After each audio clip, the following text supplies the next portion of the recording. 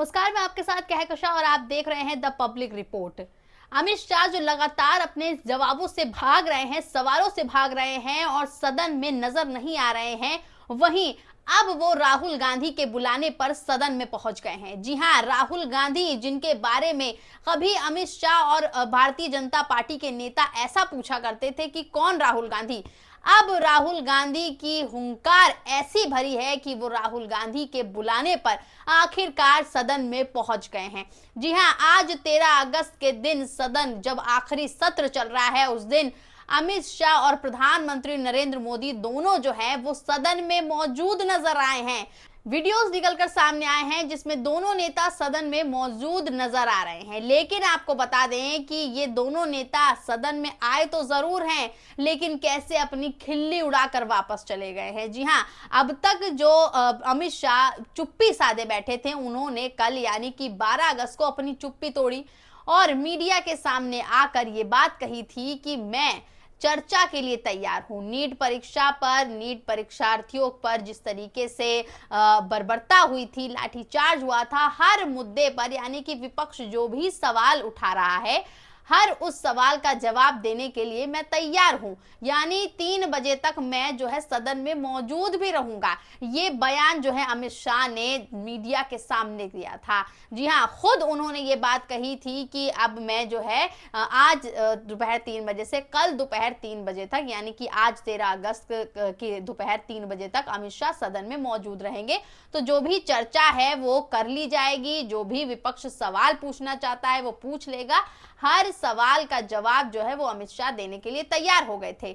अब तैयार हो गए, अब जो है उन्होंने सदन में अपनी मौजूदगी भी जाहिर की, मौजूद हुए, प्रधानमंत्री नरेंद्र मोदी के साथ मौजूद हुए। लेकिन देख लीजिए किस तरीके से ओम बिरला ने जो संसद का ये सत्र था, ये दिन था, उसे स्थगित कर दिया। जी हां, क्योंकि इन्हें लगा था कि इस बयान के बाद जो है विपक्ष चुप बैठ जाएगा, शांत बैठ जाएगा कि भैया अब तो अमित शाह तैयार हैं, अब बहस होगी और कहीं हम ही इसमें ना फंस जाएं। लेकिन विपक्ष डरने वालों में से नहीं है, राहुल गांधी डरने वालों में से नहीं है। अब किसका डर सामने निकल कर आया है, कौन सबसे ज्यादा डर रहा है, किसकी नींदें उड़ी हुई हैं और किसके जो हाथ पैर हैं वो कांप रहे हैं, वो कौन है? वो गृह मंत्री अमित शाह है, जो 56 इंच का सीना लेकर चलते थे प्रधानमंत्री नरेंद्र मोदी। अब वो भी डरे हुए, सहमे हुए नजर आ रहे हैं। सदन का वीडियो देख लीजिए, कैसे चुपचाप सहमे हुए और चेहरे पे शिकन नजर आ रही है प्रधानमंत्री नरेंद्र मोदी के। लेकिन आपको बता दें कि कैसे राहुल गांधी हो चाहे मल्लिकार्जुन खड़गे हो, एक के बाद एक सब ने मिलकर अमित शाह की ऐसी बैंड बजाई है कि वो जो इतने दिनों से मुंह छुपाकर बैठे थे वो सही बैठे नजर आ रहे थे। देख लीजिए, अमित शाह ने कहा था वो सदन में तो आते हैं लेकिन वो सदन तक नहीं जाते थे, वो चैम्बर में बैठते थे और चैम्बर में बैठकर जो है वो सदन की कार्रवाई सुनते थे। लेकिन अब मल्लिकार्जुन खड़गे ने इस बात पर बयान दिया है और राहुल गांधी ने भी कहा है कि ये जो सदन चल रहा है ये चैम्बर में तो चल नहीं रहा है, तो चैम्बर में अगर आप ये सब सुन रहे हैं तो जवाब देने की हिम्मत सदन में क्यों नहीं कर रहे हैं। आपको एक एक करके वीडियोस दिखाएंगे, एक एक करके बयान भी सुनाएंगे किस तरीके से अमित शाह की खिल्ली उड़ाई जा रही है और उनके चेहरे पे जो शिकन है वो साफ तौर पर नजर आ रही है। तो देख लीजिए इस वीडियो में, आप पहले देख लीजिए कि कैसे सदन में जो है राष्ट्रगान चल रहा है। राष्ट्रगान के दौरान सभी नेता मंत्री जो हैं, सभी सांसद जो हैं वो खड़े नजर आ रहे हैं और पूरे सम्मान के साथ इस राष्ट्रगान को गा रहे हैं, सुन रहे हैं। लेकिन यहाँ सबसे बड़ी बात यह है कि राष्ट्रगान खत्म होते ही किस तरीके से स्पीकर ओम बिरला ने इस सत्र को ही स्थगित कर दिया। जी हाँ, यानी कि आज जब अमित शाह डरे डरे सहमे सहमे सदन पहुंचे भी तो देख लीजिए बिना कुछ बोले वहां से रफू चक्कर हो गए हैं। प्रधानमंत्री नरेंद्र मोदी के मुंह से भी एक भी आवाज, एक भी शब्द निकला नहीं है। यानी कि सदन में आ तो गए डर सहम के, इतना बड़ा जो विपक्ष जो हंगामा कर रहा था सदन के अंदर हो चाहे सदन के बाहर हो, उससे आखिरकार डरे और डर के सदन में एंट्री मारी। लेकिन एंट्री मारी भी तो देख लीजिए कैसे चुप्पी साधे रहे, क्योंकि अब जवाब जो है इनके पास बचा नहीं है। जब आरटीआई की कल एक रिपोर्ट सामने आई थी जिसमें साफ तौर पर हॉस्पिटल्स की तरफ से ये बयान जारी किया गया था जो 20 जुलाई को प्रदर्शनकारियों पर बुलेट गन चलाई गई थी, पैलेट गन चलाई गई थी, उन पैलेट गन से 10 छात्र जो है वो घायल थे और उस ऊपर से 2 हॉस्पिटल का जो बयान है वो अभी आने बाकी भी थे।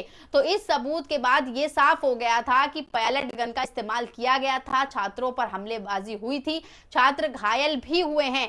ऐसे में अब अमित शाह के पास जवाब देने के लिए कुछ नहीं बचा है, क्योंकि सबूत सामने आ गया है। सबूत के बाद ये भी साफ तौर पर हो गया है कि जो अब तक ये रट्टा मारते हुए आ रहे थे कि कोई भी पैलेट गन का इस्तेमाल नहीं किया गया है, किसी भी तरीके की गोलियां जो हैं वो छात्र प्रदर्शन में नहीं चलाई गई हैं, लेकिन जिस तरीके से आरटीआई की रिपोर्ट सामने आई उसके बाद सब कुछ दूध का दूध और पानी का पानी हो गया है। सदन में आकर भी कोई जवाब नहीं दे पाए हैं। इतनी हिम्मत ही नहीं बची है कि अब इस रिपोर्ट के आने के बाद, इतना बड़ा सबूत सामने आने के बाद अमित शाह की कुछ भी बोलती निकल पाए। साथ ही देख लीजिए कैसे ओम बिरला ने भी उनका ही साथ दिया है। ओम बिरला ने भी जो है सदन स्थगित कर दिया। अरे क्यों स्थगित कर दिया?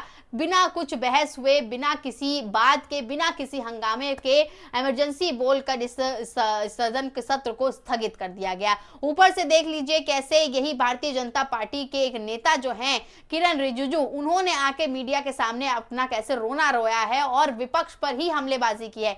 विपक्ष पर ही इन्होंने आरोप लगा दिया है कि विपक्ष जो है सदन चलने नहीं दे रहा है, विपक्ष जो है बहस के लिए तैयार ही नहीं है। अमित शाह तो जवाब देने के लिए पूरी तरीके से तैयार हैं, वो सदन में भी आए हैं, लेकिन विपक्ष जो है सुनने को राजी नहीं है।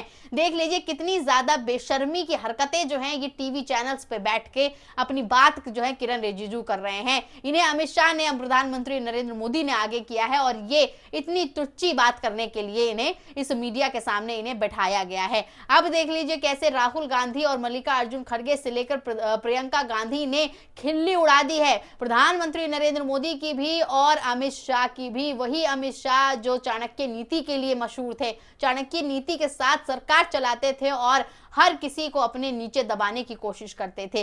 क्या कुछ कहा है देख लीजिए। सबसे पहले मल्लिकार्जुन खड़गे का बयान सुन लेते हैं। मल्लिकार्जुन खड़गे ने जो कस के धोया है इन्हें, ये आप इस बयान के बाद से समझ सकते हैं। देख लीजिए मल्लिकार्जुन खड़गे का कहना है कि प्रधानमंत्री मोदी और गृह मंत्री अमित शाह सदन में आने को तैयार ही नहीं हुए।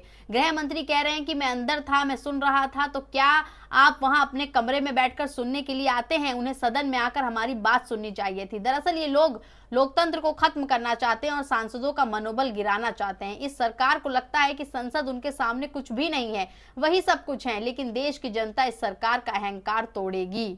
तो मल्लिकार्जुन खड़गे ने तो बता दिया है कि कैसे देश की जनता जो है इनका अहंकार तोड़ने वाली है, क्योंकि ये अपने आगे सदन को भी नीचा समझते हैं, सदन में नहीं जाते हैं, चैम्बर में बैठकर सदन की कार्यवाही सुनते हैं।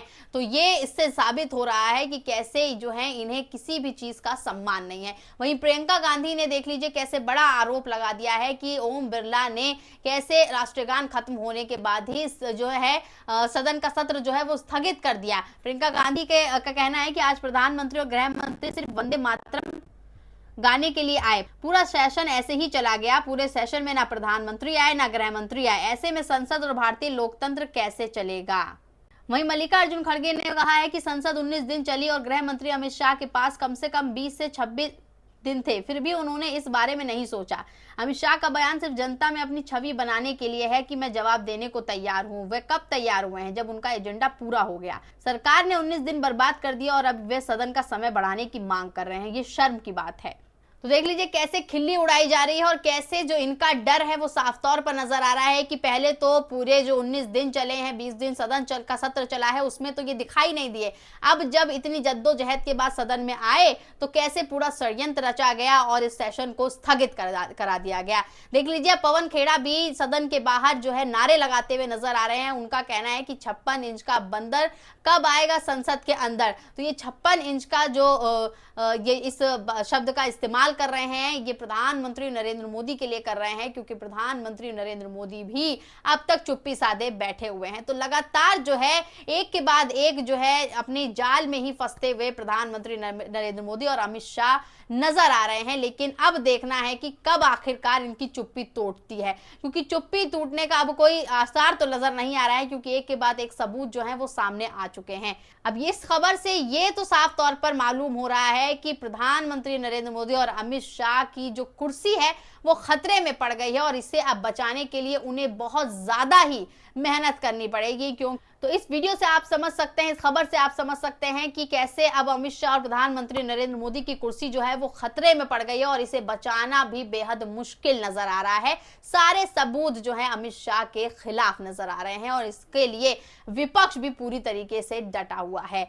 तो अब आपकी इस पूरी खबर पर क्या राय है हमें कमेंट के जरिए जरूर बताइएगा। वीडियो को ज्यादा से ज्यादा शेयर करें, लाइक करें, कमेंट करें और चैनल को सब्सक्राइब करना बिल्कुल ना भूलें।